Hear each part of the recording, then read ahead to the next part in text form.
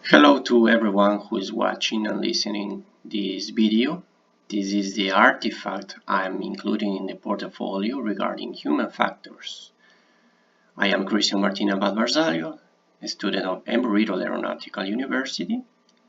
This presentation is part of the Aviation Aerospace Accident Investigation Analysis run by the Professor Joseph Wolfer. I decided to make this work based on the analysis of the mishap of American Airlines Flight 965. You can find out more about this accident in the NTSB website by filtering its registration number, November 651 Alpha Alpha. The contents of this presentation: it's a mishap description, a shell model analysis, an IMSAFE checklist analysis, the conclusions, the learnings, and the reference that were used to make this work. This is the airplane involved in the accident. It is a Boeing 757. In the year 1995, it was considered a state-of-the-art equipment. Flight crews were transitioning from analogical cockpits into glass cockpits and into computerized systems. This particular aircraft had a flight management system, which is also called as FMS system. Part of this FMS system is this CDU unit, where they can program their navigation, set routes, waypoints, and that would be displayed in these units in here, these display units. That would facilitate them their navigation. 163 passengers were on board this flight. It was from Miami to Cali. Only 4 of them survived. The pilot and the first officer had pretty much experience in this equipment. Both of them had 2,200 hours, and they were current because you can tell that in the last 7 days they have flown this aircraft, and in the last 30 days as well.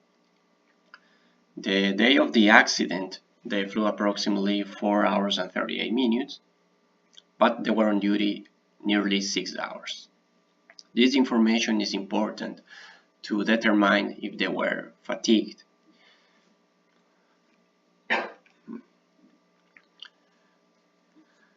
What happened in here?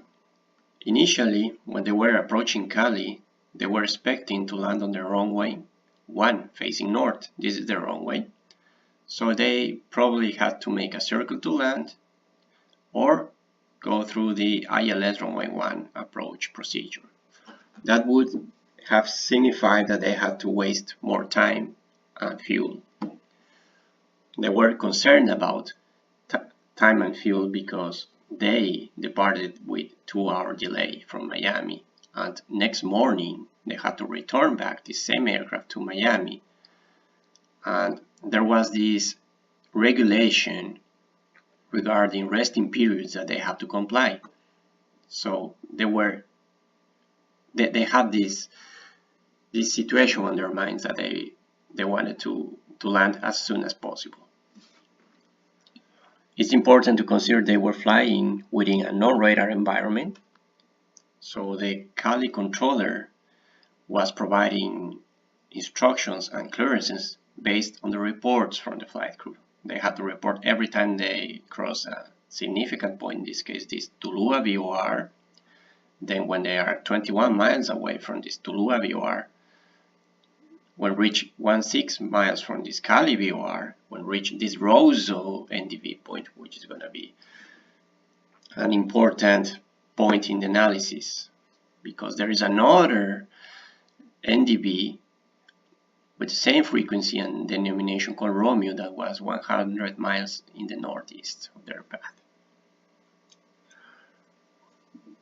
The controller asked them if they wanted to land straight ahead in runway 19 and follow the Roseau 1 arrival.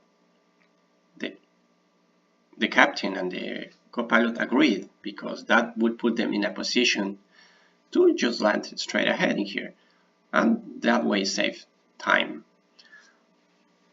But they were pretty much close to Tuluá, which was basically the initial approach fixing here. And they requested lower altitude and they reduced the speed. So they armed the spoilers in order to decrease the speed. The spoilers usually disrupt the lift action of the wings and increase the drag, therefore reducing their airspeed as well. The pilot flying requested the captain to forget finding Tuluá in the FMS and find straight ahead to Cali. The captain was looking for this Rosso NDB in the CDU, but instead the computer led them to this other NDB. That explains the left turn. They were descending with the spoilers armed and they were flying towards this mountain range in here.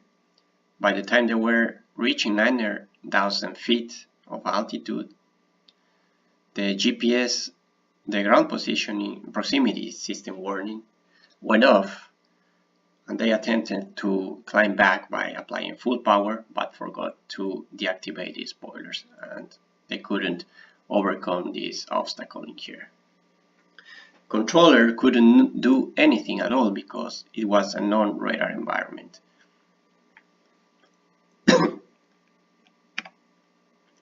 Shell model is explained in the ICAO document 90859er.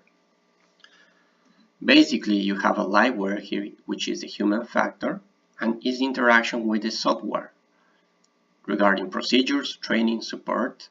The hardware, which is the machine and equipment, in this case would be the Boeing 757 and its FMS equipment. The environment in here, non-radar environment, nighttime conditions, flying in a valley close to a mountain range. The interaction between the human factor in here and other liveware, in this case with the controller and with themselves, the pilot and co-pilot. Interaction between liveware and software. Back in 1995, in order to find the appropriate chart, they used to carry on board printed charts. It could be difficult to look up for the appropriate approach back then.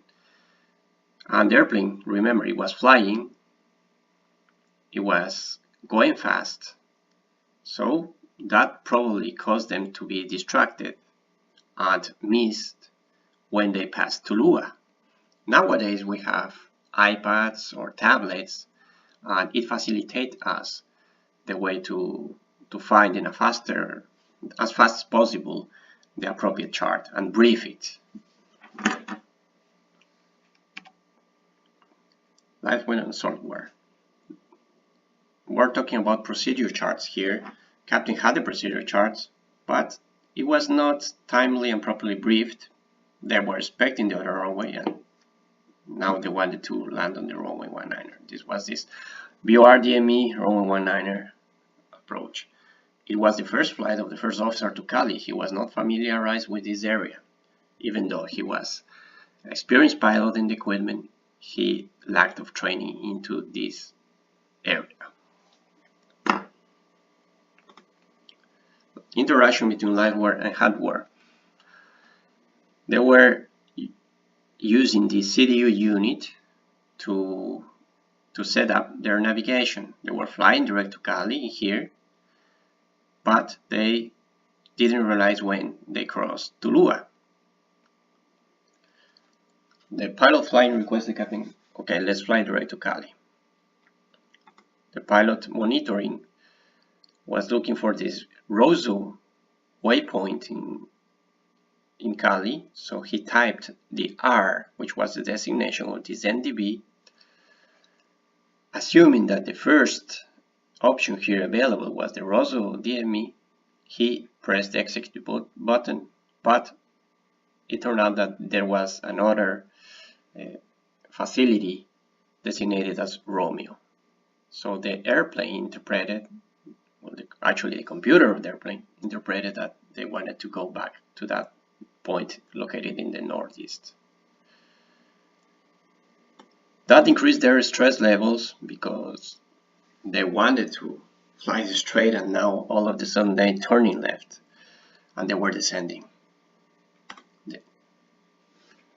When attempting to climb back, when the GPWS alarm went off, they forgot to disarm the spoilers. The spoilers are armed, as we can notice in this picture, and when they applied full thrust, they stalled the plane and crashed into the mountain. The environment: nighttime conditions over mountainous terrain, despite a good visibility and calm wind conditions. They were flying within a non-radar environment.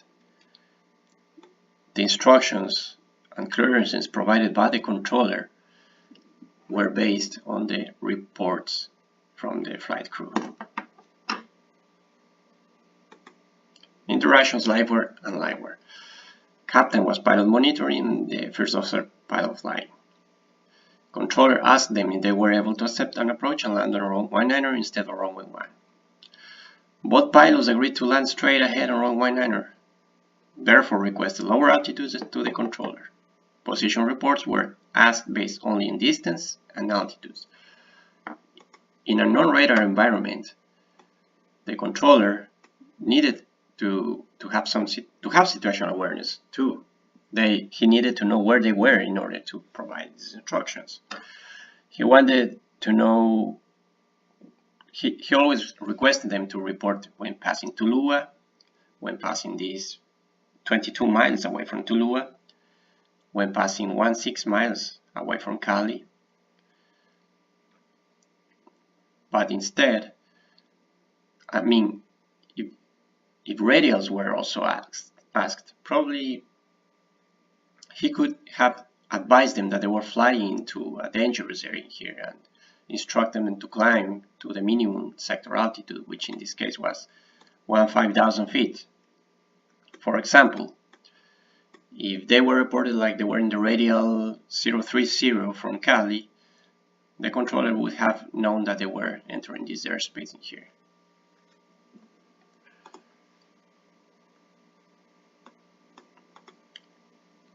IMSAFE checklist.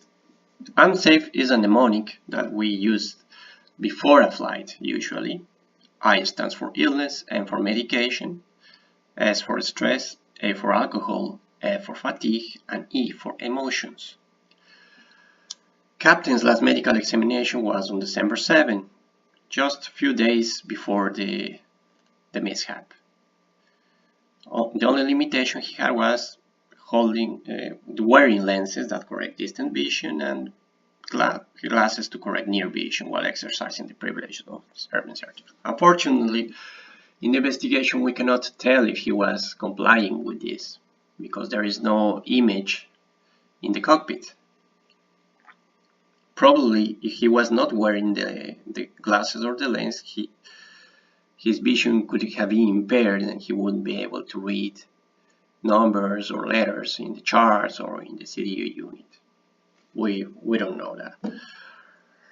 The first officer first class medical certificate was renewed on June 21. No limitations. There were no illnesses reported. And, well, so they passed this checklist. Regarding medication, toxicological tests taken after the mishap revealed that there were no drugs in their body. In my opinion, what triggered this change of events was the stress they were experiencing. Even though before the flight they were not stressed because they had a day off and spent their time with their families, and they arrived in good spirits, conforming what the base manager stated. During the flight they experienced stress. The flight was delayed since the beginning, and that might have influenced the decision to accept the approach that seems to them easier, pretty straightforward. They decided to deploy the spoilers to reduce their speed. This stress level increased when they couldn't find this Tulua VOR, which made him request to go direct to Roseau. The next day, they were thinking that they had to return to Miami, and they didn't want to delay the that flight again. So there is this attitude of get the readies, you know, there were pressure on them, so that triggered their actions, the stress they were facing in here. All these reports are from the accident report. They were supposed to depart 4:40, they departed 6:35. For the alcohol test, something interesting happened here. For the first officer, it was evidence no alcohol at all, but for the captains, his body was recovered on the third day after the accident. Initially, his test was positive for alcohol, so it had to be retested in the United States, and it contrasted, or it proved that these alcohol levels in his body was due to a post-mortem microbial action.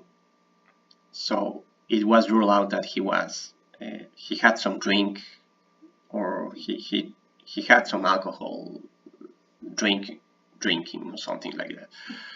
So it's important here not to jump up into, or not to rush into conclusions.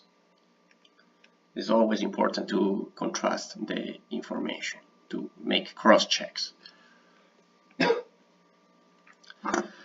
Regarding captain's fatigue and emotions, he spent the day before the accident time with his family. He went to sleep, well, he returned home around 9:30 p.m. and then woke up around 5 a.m. the morning of the day of the accident. Hours on duty prior to the accident were 6 hours. So I wouldn't say he was fatigued before the flight. He was tired when arriving to Cali, but fatigue is a situation of extreme tiredness, so there was no conditions of acute or chronic fatigue. And regarding emotions, he spent time with the family, had a good Christmas visit, and he was emotionally okay. The same analysis applies for the first officer. He usually had this waking up habit of getting up at 7 a.m. because that's what happened on December 19, and on the day of the accident he also spent time with his family, so he was emotionally in good conditions and he was not fatigued at all. Conclusion: this change of decisions led this accident to happen, because the big question here was why. They were operating such an unworthy state-of-the-art equipment. They had more than 2 hours of flight experience in this equipment. The weather conditions were good. Why did it happen? What I learned from this analysis is that, well, nowadays flight crew are trained to overcome situations like engine failures, fires, bird strikes, and in this case GPWS conditions or alerts. They have these memory items to overcome these situations. In the case of the GPWS, you have to verify that the spoilers are not armed. The reference that I based my investigation is the report, the FAA document that explains the IMSAFE checklist, the safety management manual where it explains the shell model, and there is this video explaining this accident on YouTube. Thank you very much for your attention.